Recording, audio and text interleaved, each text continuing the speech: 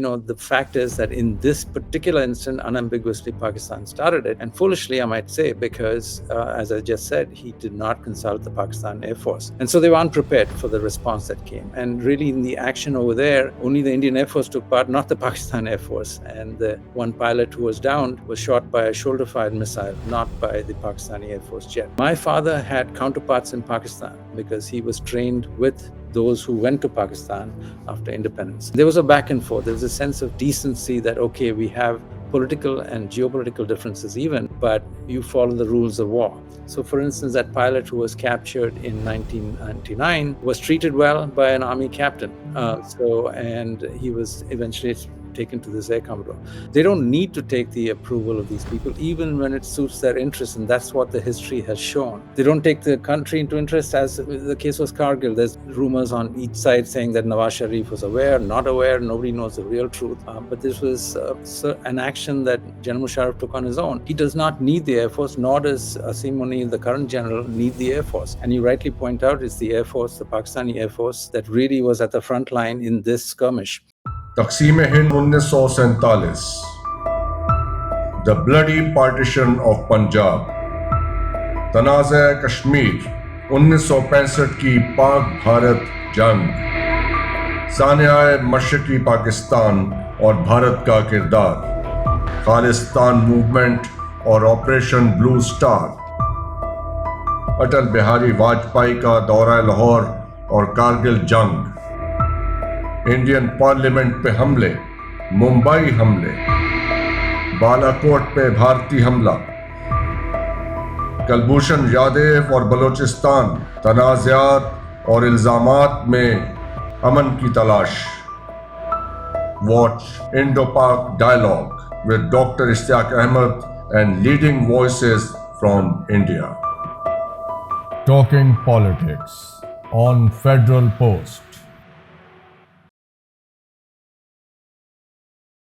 Assalamu alaikum, this is Hassan Zafar with Indo Pak Dialogue Season 2. And we have Dr. Ishtiaq Ahmed with us and Vijay Dandapani Saab with us. Let me introduce Vijay Saab and how we got to know each other. On the 6th of May, I published an article called Dams, Deception and the Drumbeats of War, Unmasking India's Outdated Narratives. This was published in the Friday Times. After reading this article, Vijay Saab contacted me on LinkedIn. He sent me a message which I would like to read. So you all, Vijay Saab, with your permission, can I read that? Most certainly. Okay, thank you so much. Because this will set a context for our conversation. And Vijay Saab writes, Dear Dr. Zafar, I write as an Indian-American friend of the Pakistani people and one who has visited your country. I have nothing but fond memories of that visit. That said, may I respectfully disagree with your opinion that all wars were started by India, which I have stated in my article, argued in my article. You have provided color with the reference to 1971 and 65, but 1999 was indisputably started by General Musharraf. I have corresponded with a reputed military historian in Pakistan who wrote to me that it was the case. He is a former PAF officer. So that's the background of it, Dr. Saab. My argument is, with respect to your scholarly knowledge and understanding of the matter, that this situation of what starts a war should be seen from different angles. From a historical perspective, it may appear that on this very day, Pakistan sent its troops in Kashmir, in other parts, or started this or that. But there are other ways of looking at it. One is if the pressure builds from the Indian side, and there are intelligence reports coming to Pakistan that something of that kind is being prepared in India. So with my understanding of Pakistan's geography, and if you listen to Parveen Sehani Saab also, who shares his new views on his podcast almost on a daily basis. If you understand Pakistani geography, we would not ever allow Indian army to make the first move. If we have any idea that there is a war preparation or that to that effect, any preparation is taking place, Pakistan would definitely go for the first offensive because Pakistan would always prefer the battleground inside the Indian territory rather than its own because of the geography of Pakistan. We don't have that depth that we can allow a big army to come inside and fight it there. So that's my understanding of it. I'm not an expert on military maneuvers, but that's how I understand it. There are other ways of arguing it from a political point of view, from geopolitical point of view, and from geopolitical posturing. But in this particular case, when I was writing, my understanding was after the suspension of the Indus Waters Treaty, it became a compulsion for Pakistan to make some kind of military action. And my fear is that if it has to be another time, it will be Pakistan that will go for the first offensive. So that's my argument. Vijay Saab and Dr. Saab. Dr. Saab, would you like to give your opinion quickly, and then we can give the stage to Vijay Saab later on? Well, first of all, this point of view that Pakistan can't afford to let India first start the war because it doesn't have the strategic depth, I can understand. Pakistan always has to be vigilant so that India doesn't break through, and then West Pakistan is broken into two. So that sensitivity of the Pakistan defensive strategy, I do understand. But from this, it does not follow that the wars are started by India. I don't see the logic. Let me begin with the Kashmir issue. In Kashmir, there is absolutely no doubt that when the Pakistanis irregulars and the Mujahideen, the tribals, went into Kashmir, up until then, the Maharaja of Kashmir wanted to remain independent. He hated Nehru and he disliked Jinnah. Nehru because he had a socialist sort of orientation, and Jinnah because he found him very stiff necked. But once this news became known to the Maharaja, he had no choice but either to succumb to Pakistan or seek help from India. And the Indians then said that we will help you only if you sign the accession bill to Kashmir. And they landed on the 27th of October at Srinagar airport. You see, in two books, actually three books, I've looked at the Kashmir issue in great depth. State, Nation, and Ethnicity in Contemporary South Asia, one. Pakistan, the Garrison State, and now again in Jinnah, his successes, failures, and role in history. So, in that case, Pakistan started the war by going into Kashmir. Whatever the fears of Pakistanis that India would send troops, but we all know that the Maharaja was against joining both India and Pakistan. So that's one. Second, we come to the 1965 war. I am old enough to tell you that uh, I was at that time a youngster. First of all, we celebrated, I did, a innocent young man of 17, 18 years, that we had out uh, matched the Indians in the run of Kutch. Even international commentators came and said this, that Pakistan uh, did better than India. And then I think because of that, the some of the people in the policy making, like Zulfikar Ali Bhutto and uh, Foreign Secretary Aziz Ahmad, and later on Major General Akhtar Hussain Malik, they formed a clique. Ayub Khan had said already in 63 that I want the Kashmir issue to be defreezed, because it seemed that India was tightening its grip on Kashmir. So now comes this war, and so we sent our Mujahideen, and from day one we were celebrating victory of the Mujahideen in Kashmir. Then, to the surprise of everyone, on the 6th of September, when I was sleeping on the rooftop, in those days it was very safe for people in the summers to sleep on the rooftops.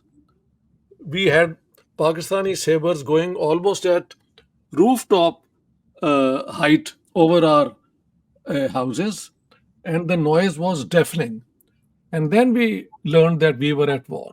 So technically, the Indians crossed the border, uh, international border, but we had already violated the ceasefire line in Kashmir. So, how do you look at that war? Did Pakistan start?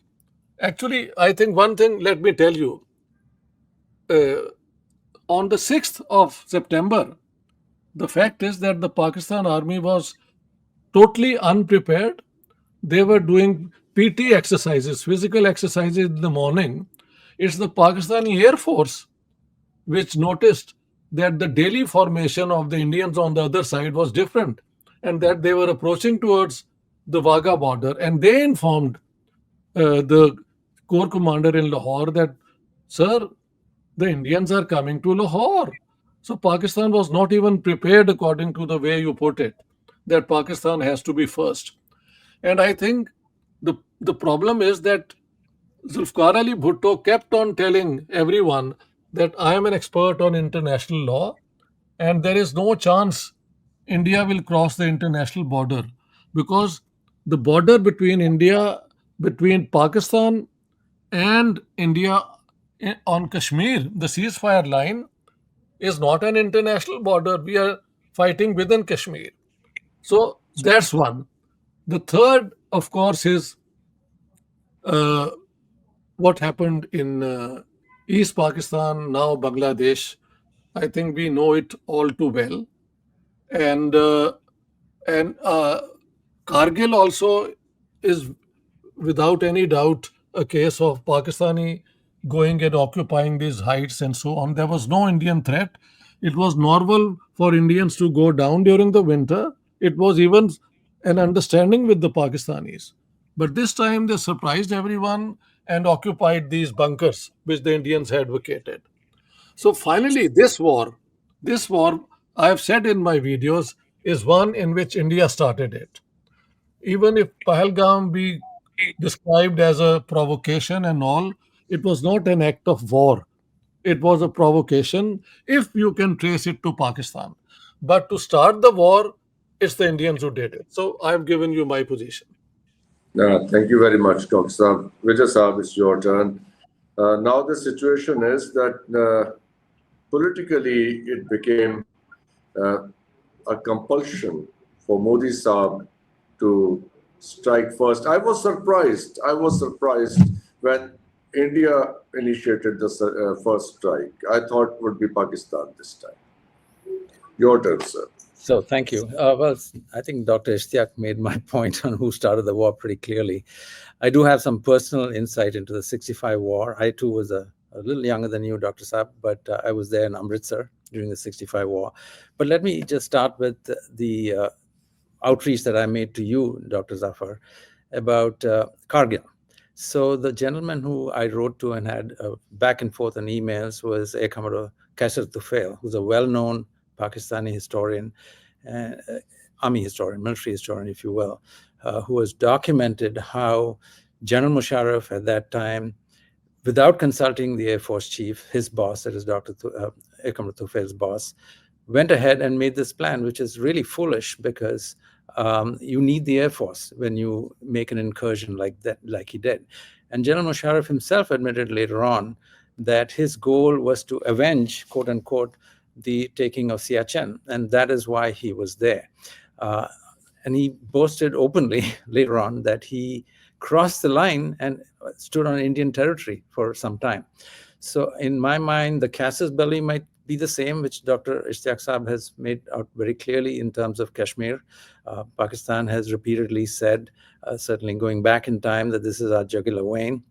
But the fact is that in this particular instance, unambiguously, Pakistan started it, and foolishly, I might say, because as I just said, he did not consult the Pakistan Air Force, and so they were unprepared for the response that came. And really, in the action over there, only the Indian Air Force took part, not the Pakistan Air Force. And the one pilot who was downed was shot by a shoulder-fired missile, not by the Pakistani Air Force jet. So, and incidentally, that pilot was interviewed by Air Commodore Kaiser Tufail. And, the commonality that is there between our two nations came out very clearly because he's on record as saying he was surprised as to how similar these people are. And once again, I can add some personal element to this. I just mentioned to you in the 1965 war, I was in Amritsar. My father was the Air Force commander for Amritsar. Those very sabers that Dr. Ishtiaq Saab was talking about were coming towards my house and my father's base unit. I remember seeing them. And, eventually, as you know, there was a capturing of territory from both sides, and the Indians had captured a town called Dograi, which is just outside Lahore.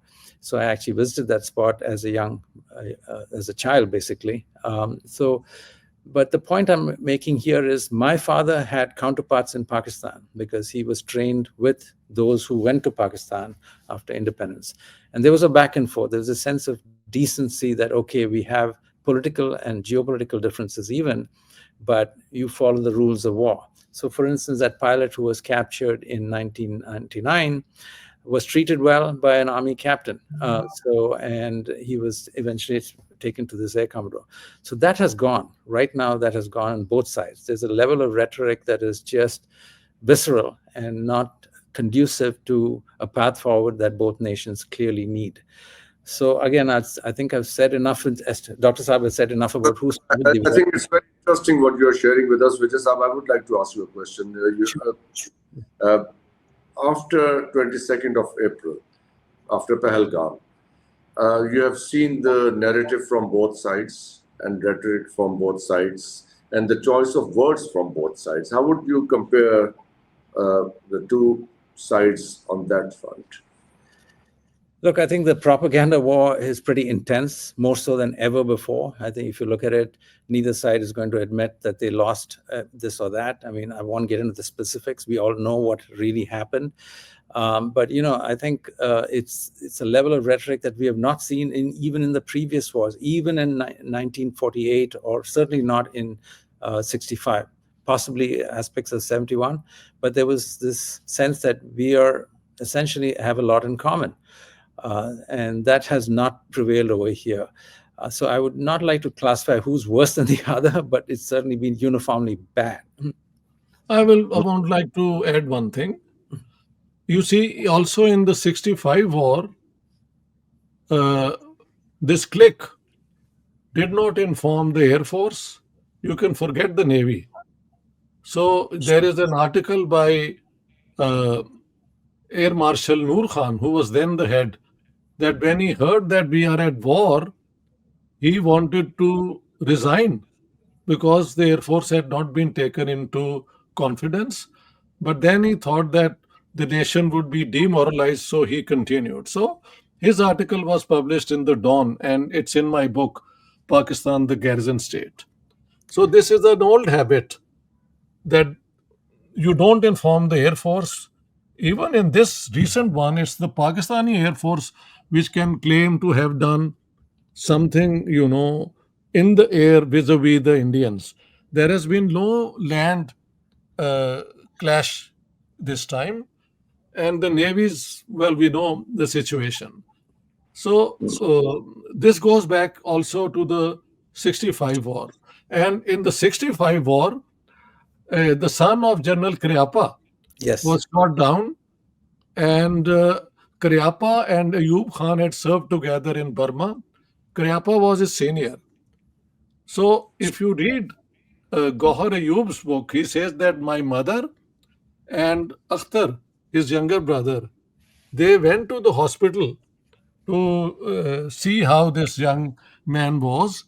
And so this was done on Ayub Khan's instruction. And they sent the message that, sir, no problem, the boy is in good hands. So it was a gentleman's war till 65. I think things started going bad in 99. I think one Indian pilot, either before that, maybe in 91 or so, was shot dead. And then they took out his eyes, which shocked us all. But in the 99 Kargil thing, as Vijay Saab was saying, apparently this man was treated well. So that's how things have been bad. And now, of course, I, sitting in Stockholm, feel so demoralized by the way there is demonization, dehumanization of the other from both sides. So we have. I was listening to Karan Thapa's show on The Wire, Ji, and he had Arun Shori, ji, ji.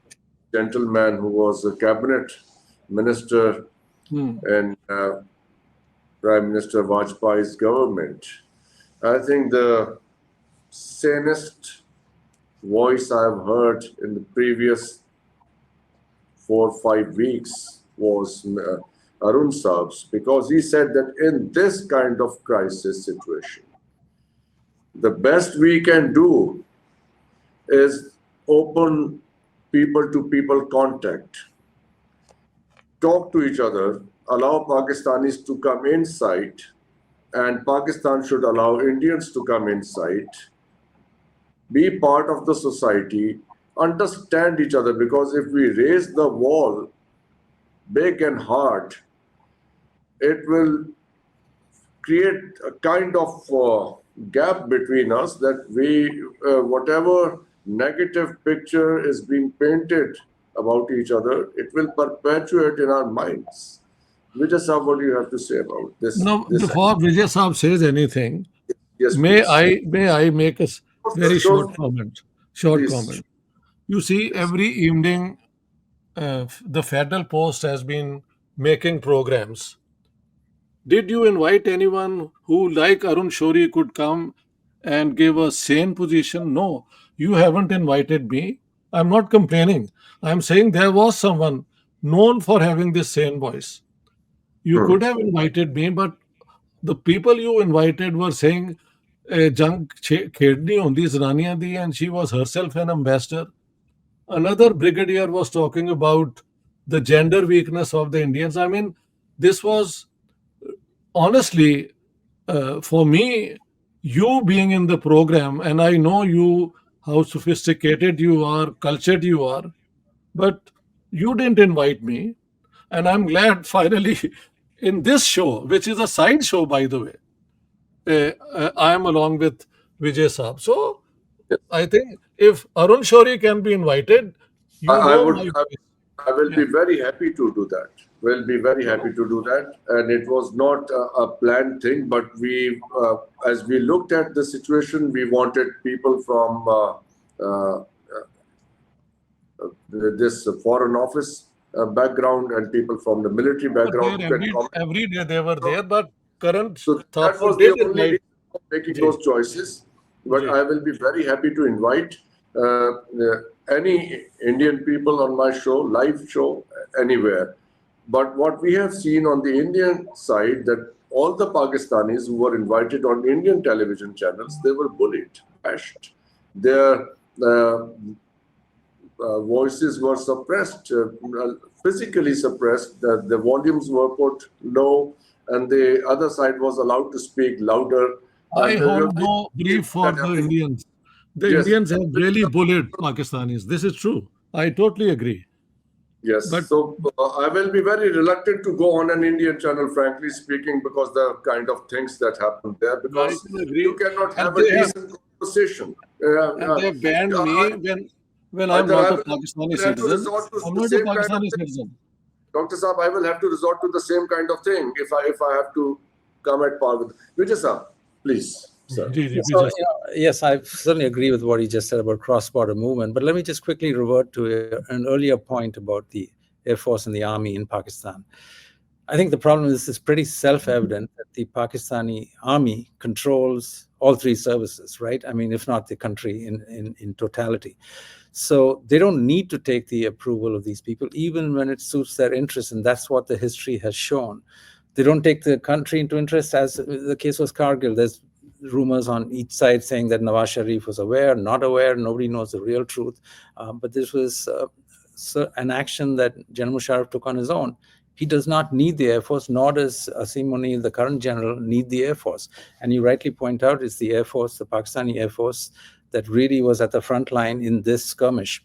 I would not hesitate, but I would hesitate to call this a war, by the way. I think it was a skirmish. A full-scale war involves army movement, foot soldiers crossing, etc., which did happen in 48, 65, 71, and not in 1999. So that said, cross-border movement, Dr. Saab, is really, really important, because when I went to Pakistan with my wife, I wrote a piece about it, actually, in an Indian paper here in New York.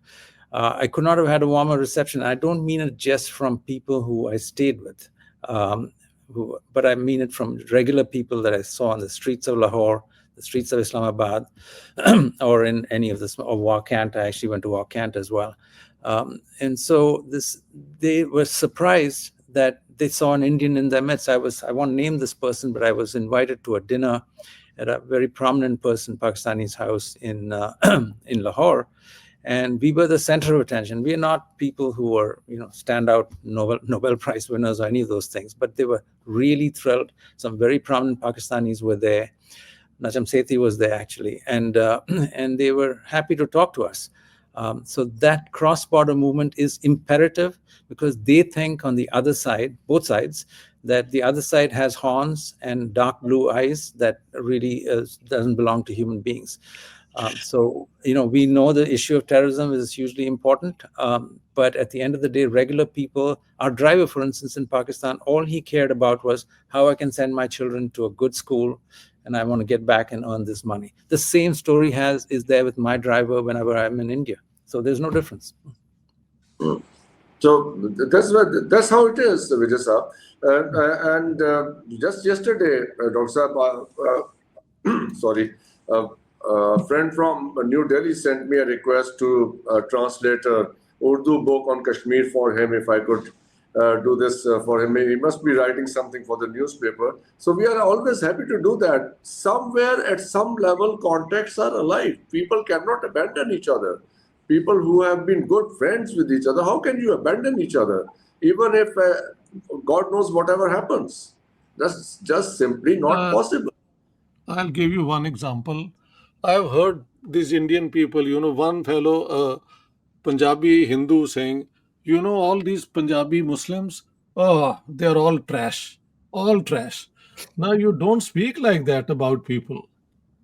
Yes. But this BJP aggressive, the way I am trolled all the time, and my YouTube channel has been banned not because I'm a Pakistani citizen or I live in Pakistan, and they know my position, how independent I am.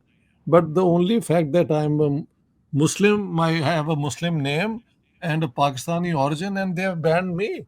So this government in India, I think, has a great ability to shoot itself in the foot.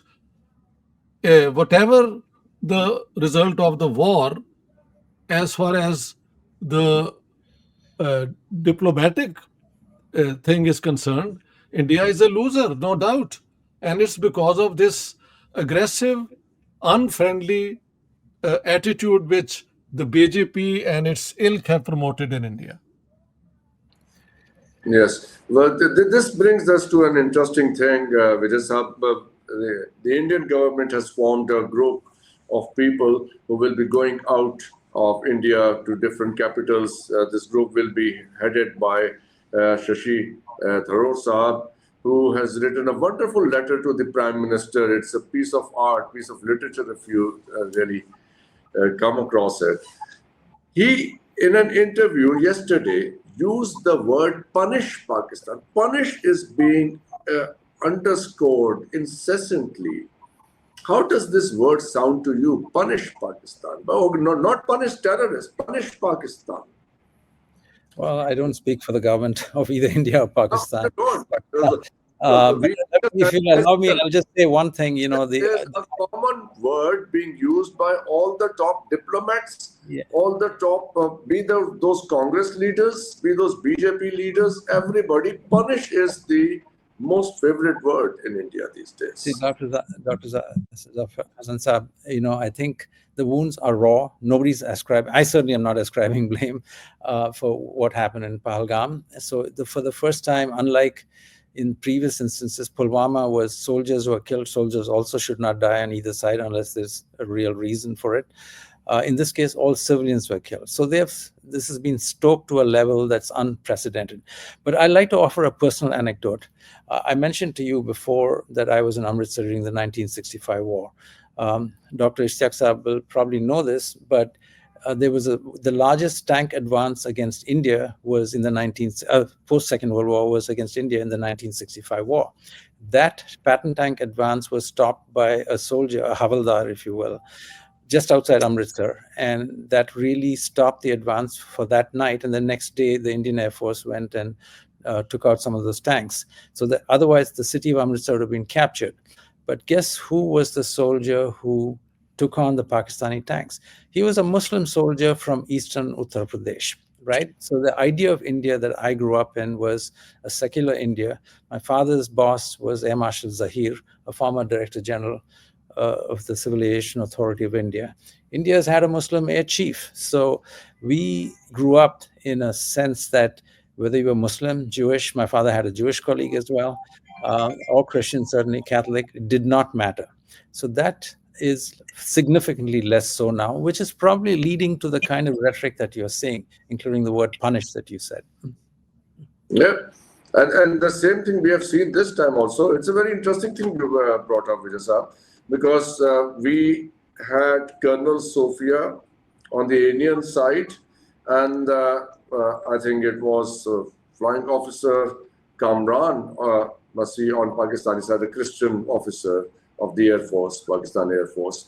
So this was quite a symbolic thing being played out from both sides, how religiously balanced we are, how open we are. Dr. Saab, how do you see this part of the situation?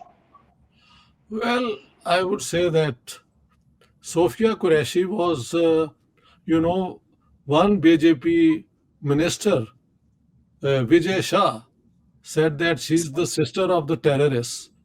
And then everybody condemned him and he withdrew, saying, she's 10 times greater, my sister, than my own sister, and I am very sorry for what I've said. But the fact is, he did say all that. So there is this venom which is spread in India. Today I saw some Muslim has been, lynched on suspicion that he uh, had abducted some cow or something.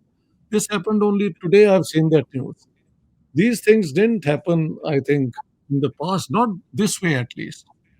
So if you anti-Hindu, anti-Muslim is your strategy to win elections, it's a way of thinking that permeates society. And the trolls, every now and then, I have made a video today on how in Gaza there is a genocide going on. And there is some Indian writing, that Muhammad was the greatest terrorist, and so do you. So, what do you do with these people? So, I had to remove his comment because it was so offensive. Somebody does this on purpose because it's not a stray thing. This is happening as a policy. So, And so, Dr. I admire Arun Shori that he said all these things. in the midst of this, uh, you know, uh, neo-fascist way of Vijay wants to But say viewing. something. Dr. Isaac, yes, they're extremists for sure on both sides. But look, the vast majority of Indians, I come from a state called Tamil Nadu where Muslims speak Tamil, not Urdu. The neighboring state of Kerala, they speak Malayalam. So we all talk about Kashmir as being a Muslim majority state, 60% Muslim. But there is not a state, but a union territory called Lakshadweep, which is 92% Sunni Muslim, by the way. It's a small population, I know that, but nobody speaks Urdu there. They speak the local language, which is either Malayalam or English or one of the other languages, I forget. My point in relaying this is that they live in harmony for the most part. Yes, So that's these comments that you refer to are deliberately put there by folks looking to come up with an incendiary sort of situation that suits their narrative. It does not suit any country, both countries, I should say, to advance these people or give them a mic or a screen to amplify their message. So I think when this dies down, it will surely die down because India has almost as many Muslims as Pakistan, right? I mean, we all know that. And while some have issues, the vast majority are part of the fabric of India. So, and they will continue to be a part of the fabric of India. So I think we should try to look beyond and go back to what Dr. Hassan Saab said earlier, which is that let us try, once this is dried down, to enable cross-border movement of people, whether it's cricketing ties or simple regular people going back and forth. Just regularly talking to each other also matters, Vijay, because you cannot, from a very simple human point of view, if you look at the situation, you cannot remain angry with anybody forever. Even that's not humanly possible to remain angry forever, is it? So when that anger cools down, that is the time when we have to see what have we lost while we were angry. So is the anger leading us to some kind of insanity? Well, it certainly is. I mean, some actions were certainly can be termed not clinically so, but as insane. So look, the problem, as I said earlier on, is you've got extremists and you've got a country, I'll be very blunt with you, Dr. Hassan Saab, that you've got a country where the military controls things and it is to their advantage to push a narrative of war. Let's put aside the other aspect that Dr. Ishaq Saab brought aside. But in India, the military does not control the country, as never has and never will. And so that's a big difference in terms of the two countries. And, we need to find a way so that they don't define the narrative. But maybe this is also a kind of fallacy, a miscalculation that because the military has a big say in the affairs of the country, so it is really interested in waging wars. Is this a very convincing thing for you? Are you asking me?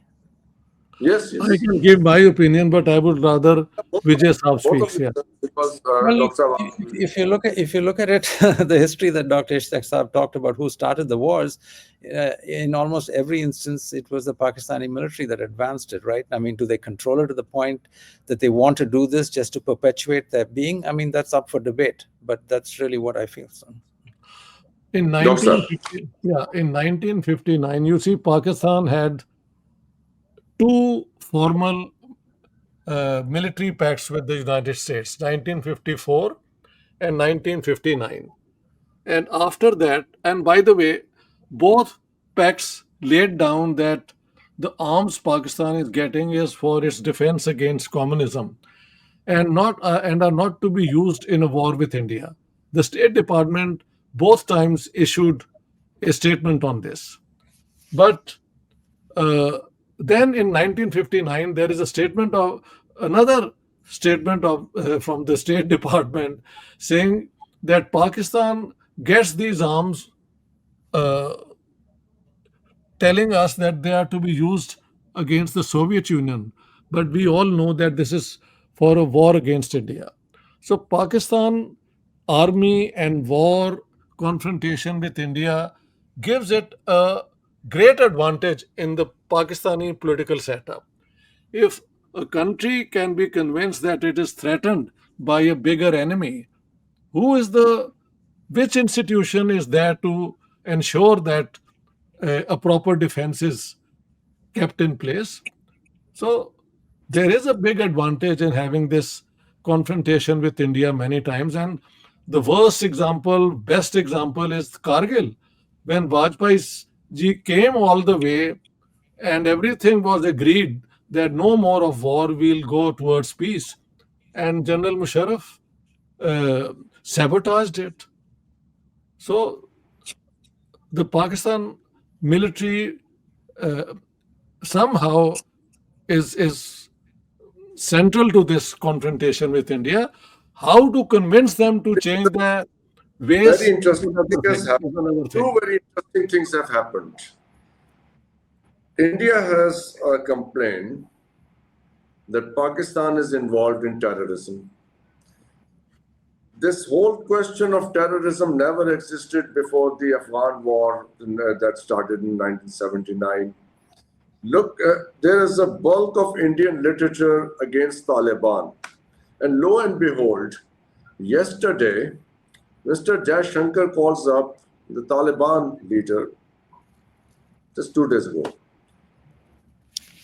So how convincing Vijay Saab Indian narrative appears after Indian External Affairs Minister establishing contact with Taliban? Well, let me say this. As I already told you, I was in Lahore for the Lahore Literature Festival of 2020. So your former Foreign Secretary, Riaz Mohammed Khan, was in conversation with Wali Nasir and I forget the third gentleman, a prominent Pakistani. In that conversation, I was there in the room. He basically pointed to the fact that we've tried everything, including terrorism in Kashmir, and it has not worked. What route should we take? I'll add this part. I'm not talking about Pahalgam because I have no proof one way or the other. I certainly do not know what happened there. But in 2008, when the Taj Hotel was attacked, it was pretty clear a Pakistani national was caught, right? So Pakistan might have changed. That's what the leadership is saying now. Whether it's true or not, I'm nobody to say. But in the history of the countries, that certainly was there as a geopolitical strategy on the part of at least the military and part of the Pakistani political establishment. That's what was wrong. Hopefully it has changed. That's what your leadership is saying now. So that's where I'll end it at. So I do not want to comment on India's current outlook because I'm not a part of the Indian establishment. That's all right. Let me add one thing.